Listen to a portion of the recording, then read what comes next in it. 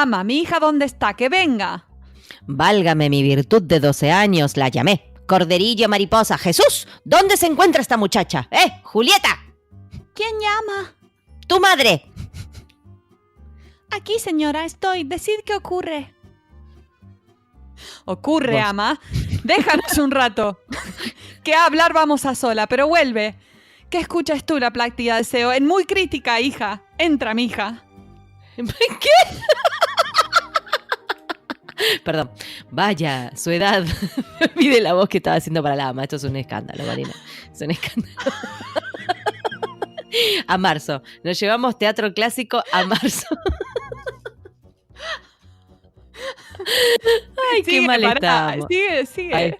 Ay, sigue. Perdón, discúlpame. ¿Vos? No, yo. Momento. Vaya, su edad recuerdo exactamente. Aún no cumplió los 14. 14 dientes tengo. ¡Ay, solo 4! ¡Qué calor! ¿Qué 14 no son? Parece que está borroñada la copia, chicos. No es que no sé leer. ¿Qué 14 no son? ¿Cuándo la fiesta de Los Ángeles es? En 2 semanas. Acá en mi casa, en Los Ángeles. ¡En Los Ángeles! Ya pares o ya nones, ese día 14 ha de cumplir anocheciendo la fiesta de Los Ángeles. ¡Dios mío! Y no sigo porque es muy largo. ¡Ay! ¡Qué linda! No nos van a dar el papel, me parece, Pau. Después. No, me parece que no. Me parece que no, que la bochamos mal. Bueno, estábamos leyendo un fragmento, adivinen de qué, de Romeo y Julieta, de la biblioteca virtual Cervantes. Está un poquito borroñado porque es como tipo una copia. Como una fotocopia. Entonces, sí, le faltaban unas letras. Sepan disculpar. Y todo esto es para dar la bienvenida al traductor que tenemos de invitado hoy. Sí, porque el traductor que vamos a entrevistar hoy ha traducido muchas obras clásicas en español antiguo. Uh-huh. Y nos resulta fascinante, especialmente la parte teatral, me encanta. Yo en realidad hice un curso de teatro clásico, no sé si alguna vez te conté esto, Pau. Claramente no apliqué mis conocimientos en esta escena que acabamos de hacer. No se notó. Pero bueno, claro, yo lo que... yo estudié Shakespeare, pero tipo como de construir a Shakespeare. Sí, entonces, claro, hacíamos cualquiera. Hacíamos, por ejemplo, Cleopatra y... Antonio y Cleopatra en modo disco, ¿no? Después hicimos un 12th Night en las orillas del Río de la Plata. Sí, esas cosas hicimos, pero lindo, igual, me gusta. Hicimos un Hamlet que se empepaba con éxtasis. Re lindo. Sí, otra cosa. Bueno, entonces, claro, no estoy habituada. No estoy habituada a este español. Bueno, vamos a entrevistar a Pablo, bueno, ¿te parece? Dale, vamos con Pablo.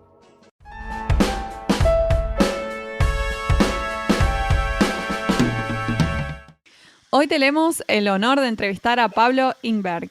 Él es licenciado en Letras de la UBA con diploma de honor y el premio de la Academia Argentina de Letras al mejor promedio. Ha publicado 5 libros de poesía, 1 de poemas para niños, una novela y una obra teatral. Ha realizado traducciones del griego antiguo, latín, inglés e italiano. Tradujo más de 90 libros de Safo, Sófocles, Aristófanes, Virgilio, Shakespeare, mitad de las obras completas, Austen, Dickens, Melville, Whitman, Poe, Stevenson, Conrad, Carroll, Joyce. Increíble esta lista. Chan. Ha recibido el premio de teatro del mundo a la mejor traducción dramática de 2000 por La Tempestad de Shakespeare. Ha sido destacado en el mismo premio por otras 16 piezas de Shakespeare, 2 de Sófocles, una de Joyce, una de Virginia Woolf y una de Howard Zinn. En 2017 recibió la mención de honor en el premio Aurora Borealis de la traducción literaria de la Federación Internacional de Traductores, FIT. Además, Pablo colabora con revistas y suplementos literarios y dicta cursos y talleres de traducción literaria. Pablo, es un honor tenerte aquí con nosotras en Pantuflas. Bienvenido. Bueno, muchas gracias, un gusto para mí también. La verdad que es un tremendo currículum, me encanta tu página, estuve chusmeando todos los talleres que están muy interesantes, después vamos a charlar o de última la ponemos para que la gente la visite y te conozca, y es un placer tenerte acá charlando un ratito con nosotras. Ok, yo aclaro que yo en Alpargatas. Ah, mira la siguiente pregunta, che. Esas cuentan, perdón, me adelanté. Alpargatas o pantuflas, bueno, son de la familia, en realidad, ¿o no? Tal cual. Sí, absolutamente. Bueno, alguno que usa mi papá usaba pantuflas. Claro, sí, yo qué sé, yo ya, en cuanto empieza a soplar un vientito, ya va pantufla, de una. Te diría que hasta tengo pantuflas más de verano, te diría. Okay. No sale nunca. Sí, yo en verano ojotas, Claro. y en casa, ¿no? Y en invierno alpargatas cuando hace mucho frío, por ahí les meto un corderito. Es buena esa. Pero sí. Para no abandonar la alpargata, les metes corderito así como adentro. Maravilloso. Uh-huh. Pablo, leímos por ahí que primero estudiaste para ser contador y que después fuiste por el camino de las letras. ¿Cómo surgió en vos la pasión por la lengua, la literatura, los idiomas? De un contador, ¿no? Digo, porque son como extremos opuestos. Sí, lo que pasa es que yo diría, no pondría la cosa esa de la secuencia, no es que primero una cosa y después la otra. Yo siempre fui un curioso omnímodo, nada de lo humano me es ajeno, todo me interesa, así que nunca tuve problema de eso, que hay gente a la que le gusta más lo humanístico y gente a la que le gusta más las ciencias duras o la matemática y la lengua. A mí me gustó siempre todo, me fue bien todo, siempre estudié todo porque me da curiosidad, quiero saber. Uh-huh. Entonces, siempre tuve facilidad para las matemáticas y tuve facilidad para la lengua, me iba bien en las redacciones, composiciones, todo ese tipo de cosas. O sea que no eran cosas separadas. Empecé la carrera de ciencias económicas, qué sé yo, por una cosa que venía un poco así como de historia familiar, digamos. Mi papá, que murió junto con mi mamá cuando yo tenía 9 años, era un tipo con mucha facilidad para ese tipo de cosas de los negocios y todo ese tipo de cosas, matemáticas, números. Claro. Cuando íbamos viajando en auto nos mantenía entretenidos a mí y a mis 2 hermanos, mi hermana mayor, mi hermano del medio y yo, el Benjamín. Nos mantenía entretenidos, entre otras cosas, haciendo cuentas, bueno, cosas así. O sea que la matemática venía un poco por ahí, pero ni bien empecé a estudiar, además era la época de la dictadura, en el 78, era una cosa así, una especie de tumba colectiva, todo, mucho silencio. Y la gente con la que yo me relacionaba, con la que me sentía más cómodo, ahí vine a vivir a Buenos Aires porque hasta ese momento yo había vivido en Dolores, 200 kilómetros al sur. Y bueno, la gente con la que yo me sentía más afín y más cómodo tenía más que ver con el lado humanístico que con la gente con la que me relacionaba en la facultad. Y qué sé yo, al poco tiempo empecé a estudiar gimnasia expresiva en una escuela de teatro, después hice danza contemporánea, después hice teatro, danza clásica. Y en esa época también empecé a escribir poemas. Y nunca dejé la carrera de ciencias económicas porque no me costaba. El problema es que empecé a trabajar en eso y dije, no quiero trabajar de esto toda mi vida. No me gustó como trabajo. Mientras era estudiar, satisfacer curiosidades, agradezco mucho la formación en economía que tengo porque me ayuda a entender bastante de economía. Y listo, pero empecé a buscar por esos lados, pero yo no veía en ninguno de esos lados una posibilidad de salida económica y como me mantenía solo, terminé la carrera, que no me costó tanto, la terminé, de hecho, di un año entero libre, dando materias libres a lo largo de la carrera. Bueno, qué sé yo, todas esas cosas. Después fui, entre todas las cosas que hacía, fui dejando alguna, o sea, el teatro, la danza, y me quedé con la literatura, y así en algún momento me cansé del caos que es cuando uno se maneja solo todo el tiempo y entonces lee, qué sé yo, hoy un argentino contemporáneo, mañana un inglés de hace 100 años, pasado un francés de hace 300, al otro día un griego de anteayer y después un griego de hace 25 siglos. Bueno, me cansé de eso y dije, vamos a poner un poquito de orden. ¿Dónde empezó la literatura occidental? En Grecia y Roma. Bueno, voy a estudiar un poquito de griego y latín y ahí me entusiasmó y me gustó mucho y seguí adelante con toda la carrera. Eso fue más o menos la historia. Pero cuando yo empecé la carrera de letras ya tenía publicados como 3 libros de poemas. Me encanta que tenés la conexión de traducción y teatro, igual que Paola y yo. Las dos somos nada, teatreras Artistas. y... Sí, tienen la vena teatral. Sí. No tenemos esa beta No, perdón, económica y de... te corrijo, Mari, te corrijo porque yo tengo padre contador y me tenía que sacar 10 en contabilidad porque si no, no podía volver a mi casa. En el colegio era tipo, me tenía que mudar de país si volvía. Bueno, ahí hay una beta, por ahí puedo dar un taller yo te diría de que sería muy, pero muy útil para los traductores. Porque yo me fui para la otra punta justamente porque lo detesté siempre. Pero la verdad que para cualquiera creo que tener mínimos conocimientos de contabilidad y bueno, ni te digo de impuestos y todo eso sería como maravilloso. Sí, en eso yo estoy totalmente desactualizado. Manejo algunas cosas yo, pero cada tanto tengo que consultar a contadores que están al día es una tortura, realmente. Sí. Sí. No nos vayamos por este tema. Bueno, has traducido mucho de literatura clásica. ¿Hay algo que te llame más la atención de este género, a diferencia de la literatura más contemporánea? ¿Qué necesita un traductor para traducir obras escritas hace siglos? Bueno, a ver, ¿cuántas cosas juntas? Las cosas se dan también un poco porque se dan, no porque uno las busca. Es decir, yo trabajé como contador, trabajé 8 años en el Banco Central, junté algo de plata, invertí en un negocio. En esa época fue cuando terminé la carrera de letras sin tener un trabajo así estable. En algún momento me fundí en mis negocios por no prestarle atención. Me estafaron, digamos, qué sé yo, me quedé sin nada, tuve que volver a trabajar y no me gustaba mucho la idea de volver a trabajar como contador. Y entonces yo había hecho ya una traducción de Safo, que fue el primer libro que traduje. En realidad ya había publicado algunas pequeñas traducciones, incluso un articulito, un ensayito de Pessoa traducido del portugués, algún poema de Horacio, pero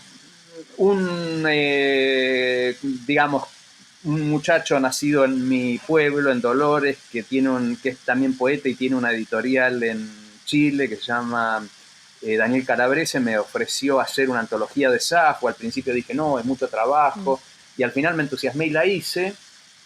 Y entonces, como tenía eso ahí en vista, que yo en el momento en que necesité volver a trabajar, Roberto Rasquela, un amigo, gran escritor y traductor del italiano, me ofreció conectarme con Editorial Losada. Me conecté, ahí ofrecí un montón de traducciones, me dijeron, ¿no querés hacer Edipo Rey y Antígona? Y yo dije, uy, no, es mucho trabajo, y terminé haciéndola. Y bueno, así se dieron esas. Después me dijeron, mirá, acá tenemos un proyecto de traducir toda la obra de Shakespeare por escritores. Ya tenemos varias traducciones de Idea Vilariño.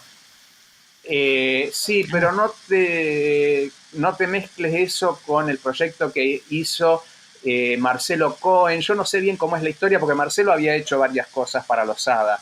No, yo me acuerdo que fui a la Biblioteca Nacional cuando estaba estudiando el traductorado y hablaron de este proyecto de traducir a Shakespeare, o sea, que los escritores tradujeran a Shakespeare, ¿no? Como nuevas versiones. No sé si es esa la que decís. No, eso fue el proyecto que hizo Marcelo Cohen con la editorial Norma. Esto era, yo no, la verdad es que les digo la verdad, no tengo ni idea de dónde salió el asunto, porque esto que a mí me ofrecen dentro de Editorial Losada, me lo ofrecen antes de que se conociera ese proyecto uno o 2 años antes de que se conociera ese proyecto de Marcelo, pero probablemente hubo alguna relación en origen, o sea que alguien se inspiró un poco en el otro, no sé bien cómo es el asunto, no tengo ni idea de eso. Lo que yo sí sé es que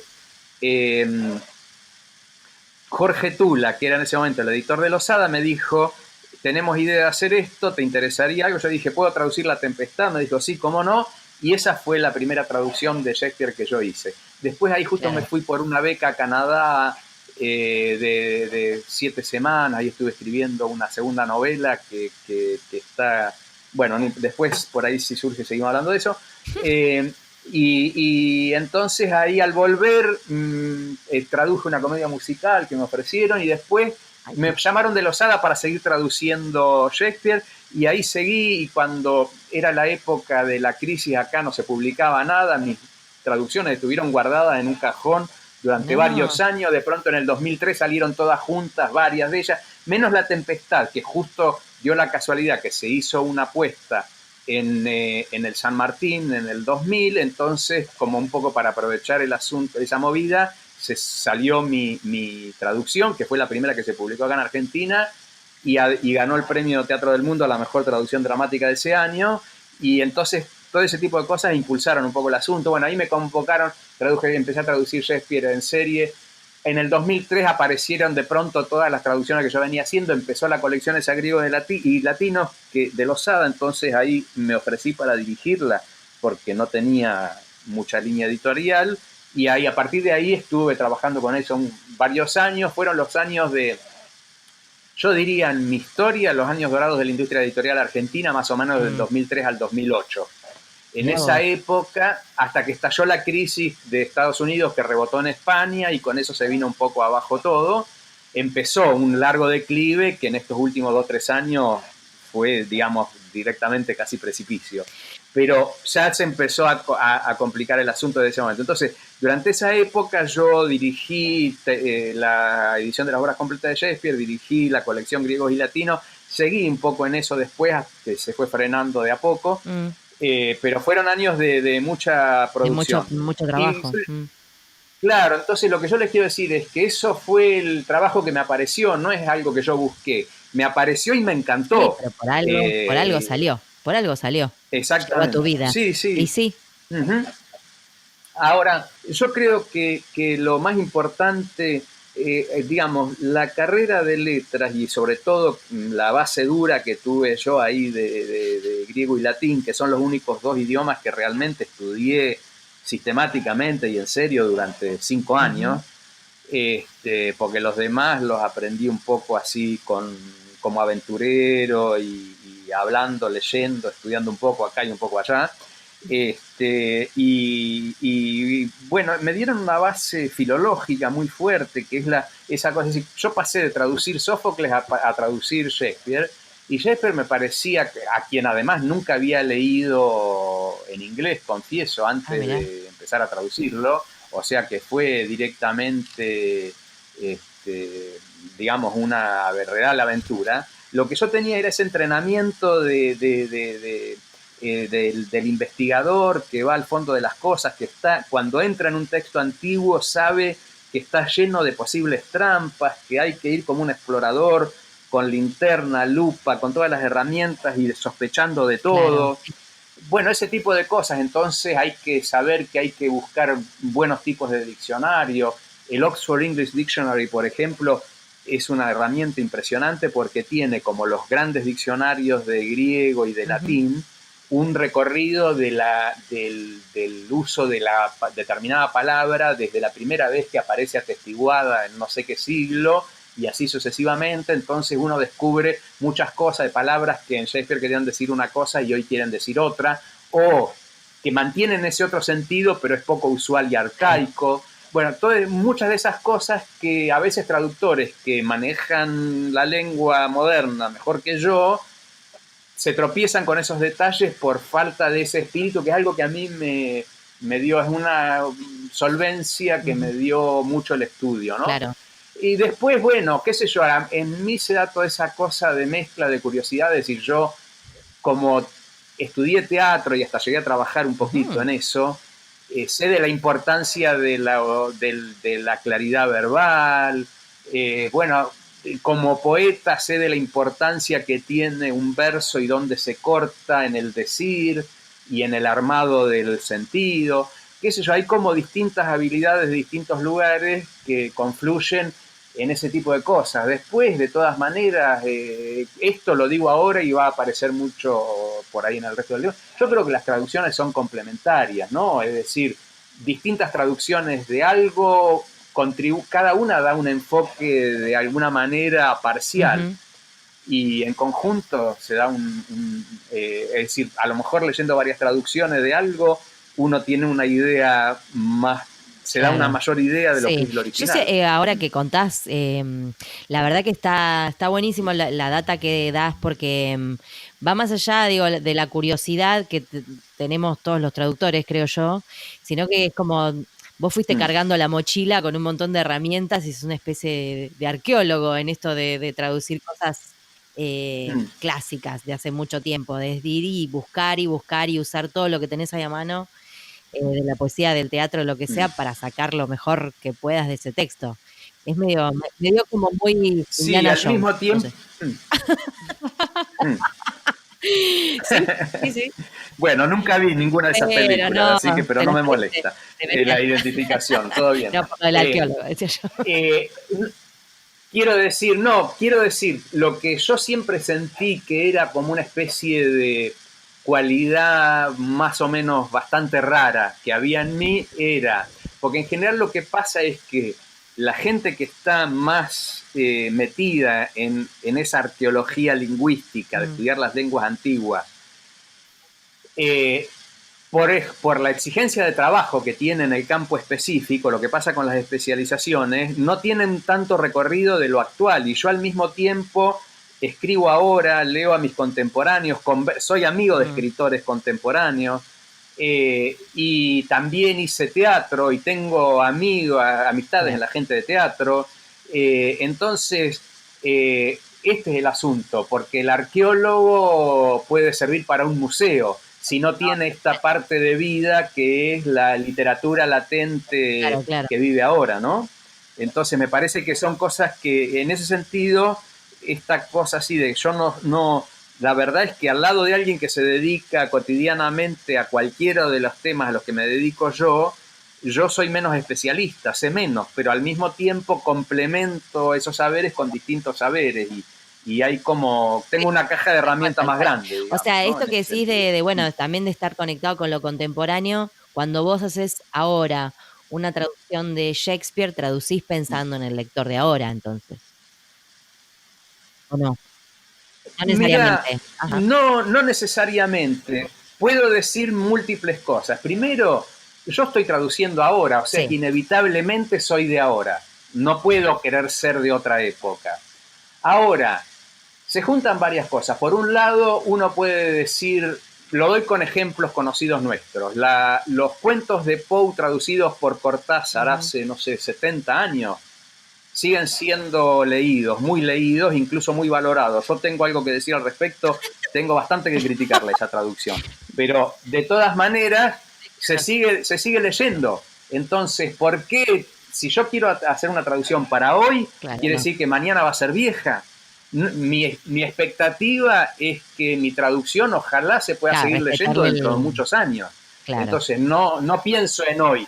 Por otro lado, en un caso como el de Shakespeare, pero podría ser Shakespeare y si quiero traducir, no sé, si tradujera a otro contemporáneo o otra de esa época, eso sí, lo mismo si tradujera no sé, qué sé yo, a Maquiavelo del italiano, o qué sé yo, si tradujera a quien, no sé, Racine, o cualquier otro que fuera de otra lengua, de otra época, yo trato de pensar siempre en términos de quién era su contemporáneo en castellano. Entonces, qué sé yo, digo, supongamos, si vamos a ver ahora una obra de Calderón de la Barca, La vida es sueño, el texto de Calderón de la Barca, ¿suena contemporáneo? No, suena viejo.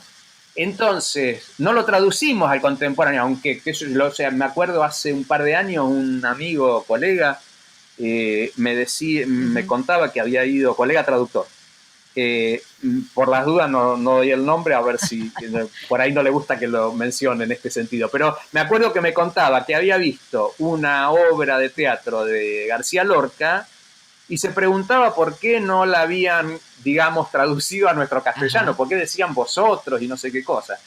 Bueno, digamos, a mí me parece que lo que tiene de interesante es como si, qué sé yo, fueran a una obra de un autor argentino contemporáneo, la fueran a poner en escena en España y la españolizaran. Y no, esa es la riqueza de nuestra lengua. Nuestra lengua tiene muchas variedades regionales y muchas variedades diacrónicas, digamos, de distintas épocas. Yo no puedo traducir como si yo fuera Calderón de la Barca porque no tengo esa lengua y en la lengua pasaron cosas, lo que en Calderón de la Barca quería decir algo en ese momento y quiere decir otra cosa, no puedo ignorar ese tipo de cosas. y no puedo saber lo que no sé. Pero sí, yo cuando hago una traducción de Shakespeare para una edición que se va a difundir en distintos países y todo eso, trato de dar una idea, de que tenga una cierta idea de que es un texto de otra época, de otra cultura, de otra sociedad, que sin embargo sigue atravesando todo eso y sigue siendo nuestro contemporáneo. Igual que cuando yo voy a ver La vida es sueño, a pesar de que me suena de otro país, de otra época y qué sé yo cuánto, me sigue diciendo cosas. Yo apuesto a eso a nivel, sobre todo, de un texto para la edición. Ahora, si se va a poner en escena y se quiere hacer algún tipo de adaptación, de cambio cultural, bueno, sí, claro, se conversa y se puede adaptar. Ahora, también recuerdo, como parte de todo esto, supongamos, un ejemplo, una muy buena película, una muy buena versión de Coriolano de Shakespeare, dirigida y protagonizada por Ralph Fiennes, hará unos 5 años, no sé. No la vi, pero me acuerdo que... Sí, exactamente. Bueno, la pone digamos, en la ambientación y todo eso es contemporánea. Hay una cosa, por ejemplo, muy notable. Hay partes de los hechos que vienen narrados. O sea, viene un personaje a contar algo que pasó en otra parte. Eso, ¿qué es lo que hace? Lo pone están en un bar, hay un televisor, y en el televisor hay un noticiero, y en el noticiero dan esa noticia de lo que pasó en otra parte. Ahora, hacen eso. Pero el texto que dice el tipo es el texto de Shakespeare. O sea, claro, no lo traducen al inglés contemporáneo televisivo. Entonces, cuando nosotros supongamos que hicieran lo mismo acá, entonces le dan a eso en castellano la entonación de un noticiero televisivo actual, ahí están haciendo algo que en inglés no hacen. Están haciendo una adaptación a lo contemporáneo. No me parece mal. Son decisiones estilísticas de lo que quiere mostrar la persona que pone la obra o que hace la película. Eso es así. Exactamente, sí. Yo digo esto porque también un detalle, por ejemplo, que ha dado lugar a mucho malentendido. Yo cuando traduzco Shakespeare para edición uso el tú para el trato de confianza, que era el thou en esa época, que hoy suena antiguo. Y si uno se fija en esto que yo digo, por ejemplo, en este Coriolano, vas a ver que el tipo está dando una noticia por televisión y de pronto dice thou. Algo que hoy en día suena antiguo y sin embargo se la fuman. ¿Por qué no nos podemos fumar en castellano algo así? Entonces, yo uso el vos majestático, que no es peninsular. Nadie en ningún lugar del mundo hoy dice vos sabéis. Es un arcaísmo, igual que en inglés el original, thou es un arcaísmo. Entonces yo uso, y cuando usamos el vosotros, nosotros acá fuera de España, o sea, en América Latina, nos suena antiguo, a la gente escucha decir algo, y bueno, eso es Shakespeare es antiguo, y a pesar de eso nos sigue diciendo cosas. Ahora, el año pasado hicieron una apuesta acá que se llamó algo así como 38 SM, que eran 38 obras de Shakespeare reducidas a media hora cada uno, como usaron supuestamente algunas de mis traducciones. Para eso fui a ver un día unas, qué sé yo, y había una que era, incluso, fue un día que había una de las mías, pero la verdad es que no usaron prácticamente nada de mi traducción, hicieron algo muy, para reducir la media hora, hacía falta evidentemente otra cosa. Bueno, pero me llamó mucho la atención, en Medida por Medida, que no era traducción mía, yo no la traduje, en un momento mantenían todo el lenguaje formal, pero usaban el voceo nuestro, argentino.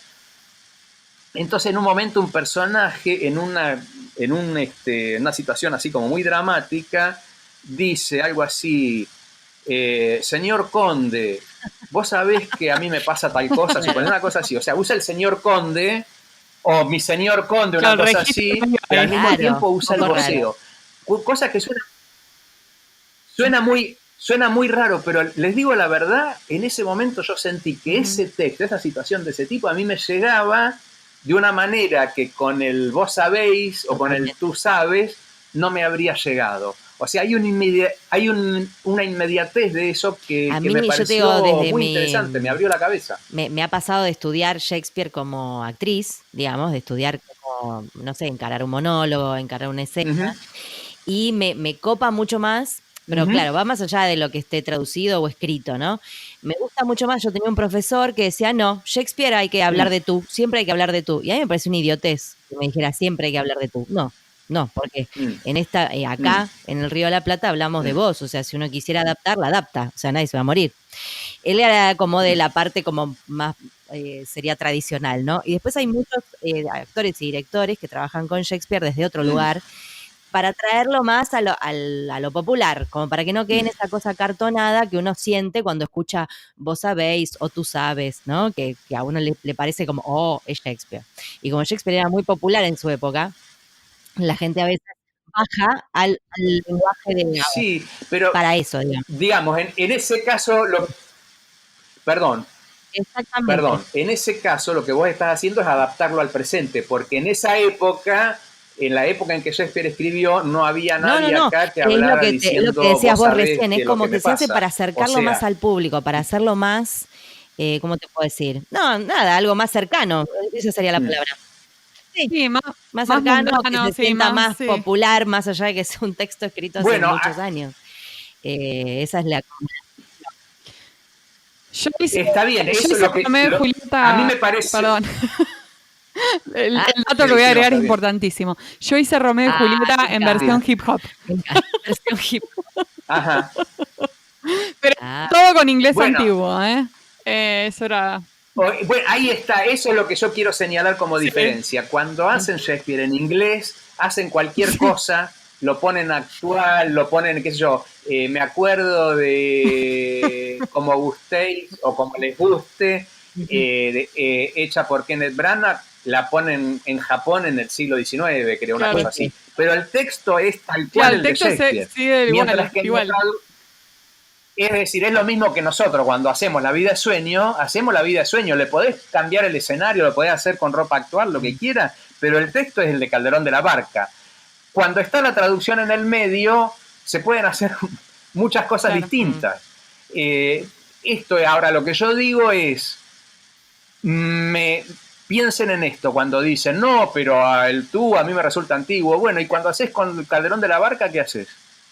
¿No? Entonces yo digo, a lo mejor se puede hacer actual sin necesidad de la transformación. Igual no me cierro a nada. Como les decía, me parece que todas las experiencias son complementarias. Que un poco con todo junto, viendo un poco así, un poco asá, uno se arma una idea más amplia. Pablo, y además de traductor, sos escritor. Contanos, ¿en qué estás trabajando ahora? ¿Estás escribiendo algún libro? ¿Tenés alguna traducción en curso?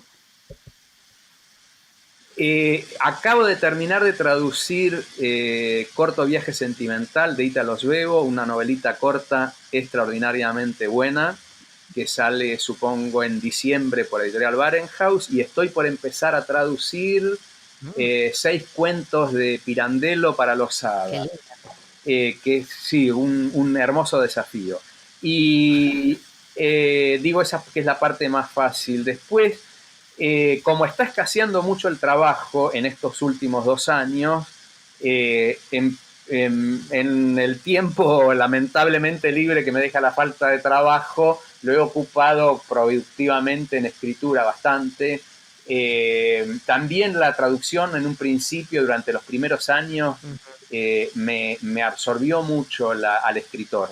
Y entonces como que me estoy reconfigurando un poco en eso. Y tengo listo, que terminé el año pasado, un libro de poemas ahí que está un poco como así descansando antes de la publicación, que va a salir pronto.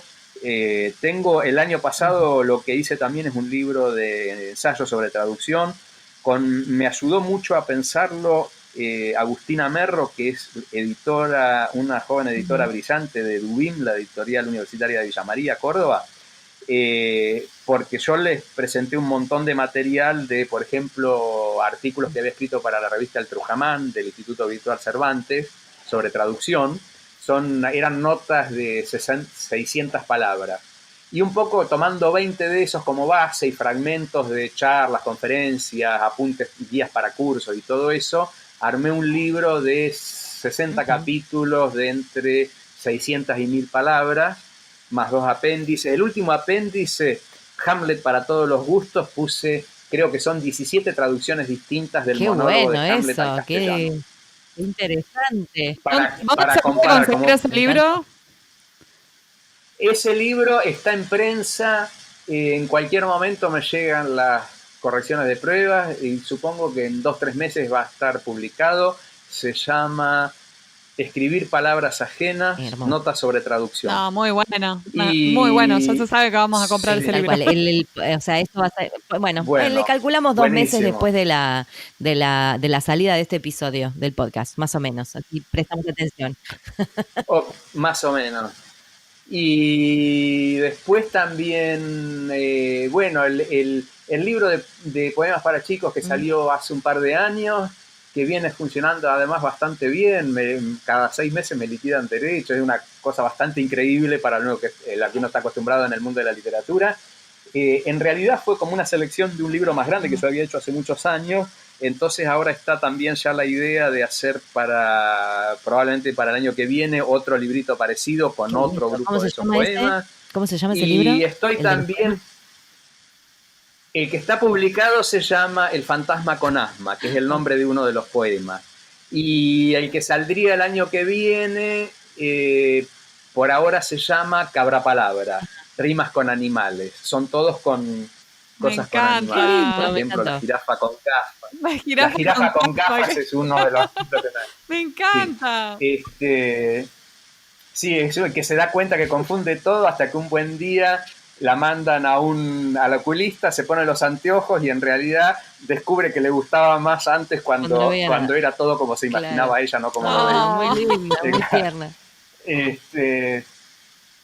Bueno, y también estoy un poco así en proceso de revisión y reescritura de esa novela que les digo. Yo escribí una en el 96, por ahí 95-96, que se publicó en el 99, y de ahí medio que se desprendió otra que escribía en el 99-2000, no se publicó en ese momento por la crisis, y siempre pensé que la tenía que reescribir, y es ahí como una cuenta pendiente, y estoy viendo si en algún momento me hago un tiempo para concentrarme, para trabajar en eso. No estás haciendo nada. Por el estilo. Todo lo que me contaste, no estás haciendo nada. Basta de holgazanear.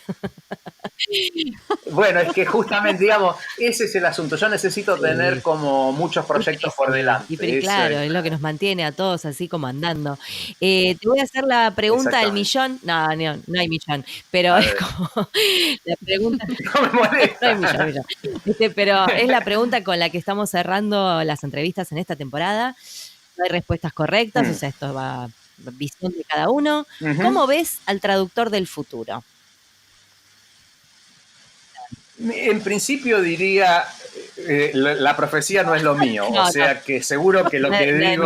Nadie creo que tenga ese don, pero bueno, podemos tirar ahí. A ver. Sí, no, pero hay gente que tiene más visión de futuro, yo no, la verdad es que siempre me equivoco en eso. Yo, por ejemplo, teniendo estudios de economía y todo eso, cuando conviene comprar dólares, yo pongo a plazo fijo, y cuando viene el plazo fijo, compro dólares. Siempre me sale al revés este asunto.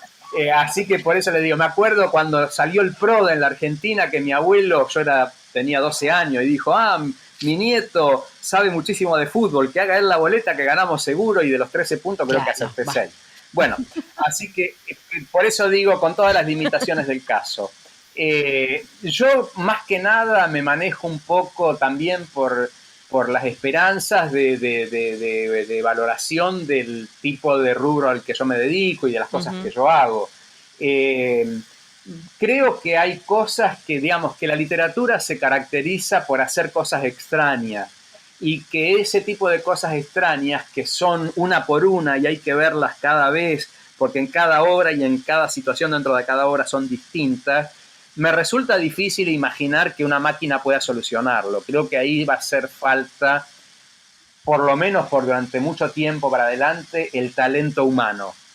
La parte del conocimiento filológico duro y puro, una máquina tal vez pueda llegar a conseguirlo en algún momento, incluso mejor que un ser humano. Lo que no sé si puede llegar a adquirir es el talento de decidir entre 5 opciones posibles o inventar una sexta que no estaba prevista. Entonces, eso es un poco. Por otro lado, pasan fenómenos extraños, raros. Hay como una especie de cambio en la escritura que uno ve en escritores más actuales. El otro día, medio de casualidad, vi porque en un blog habían levantado un video de una charla que había dado yo sobre un escritor, y entonces me dio curiosidad y miré un poema que había subido esta misma persona, que me pareció buenísimo. Ahora, no tenía un solo acento, tenía una puntuación bastante pobre y alguna que otra flaqueza gramatical. Y la verdad es que no sé qué decir, porque era buenísimo el poema, esto quiero decir, pero no sé, ¿será eso un poco el futuro de la literatura, o el futuro de la literatura será más estrictamente de aquellos que después le pueden dar, o sea, incluso por intervención de alguien que puede decir, che, acá le ponemos los acentos, acá le ponemos una coma, y acá le ponemos un porque en lugar del qué, o un cuyo en lugar del qué, para que la frase quede gramatical? No, la verdad es que no lo sé, pero me parece que sin duda siempre va a tener más posibilidades de hacer un trabajo más rico la persona que se dedique a la traducción, con un manejo de todo este tipo de cosas discursivas que da la frecuentación de la lectura y de la escritura en una lengua que maneje las posibilidades de la corrección. Más allá de que la literatura se caracterice por hacer cosas raras, y yo siempre estoy en contra de la normalización excesiva en la traducción. Es decir, prefiero que algo suene raro, aunque después me leí un sopapo de un comentarista que diga, che, te traduce mal, porque no se da cuenta que esta frase es rara y se podría hacer mucho más sencilla. Y bueno, no, si el autor la hizo rara, la traducción tiene que ser rara. ¿No? Entonces creo que hay que tener un poco esa capacidad de distinguir entre ese tipo de cosas. Bien. Y no de achatar. Apuesto a eso, bien. Apuesto a la riqueza. Muy bien, me encanta. A ver si con la riqueza me viene el millón de dólares.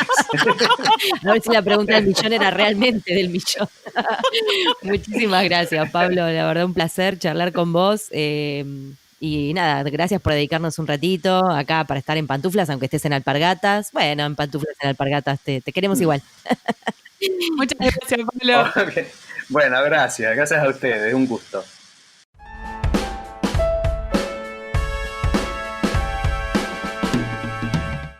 Este fue un nuevo episodio de En Pantuflas. Podés encontrarnos en la página en-delmediopantuflas.com y suscribirte para escuchar los nuevos episodios en Podcast Addict, Google Podcast y Spotify. Prohibida su reproducción musical. Los Ángeles, Marina, Paula, Caballito, Argentina. Las pantuflas de flamenco son mías. Y las de tigre son mías.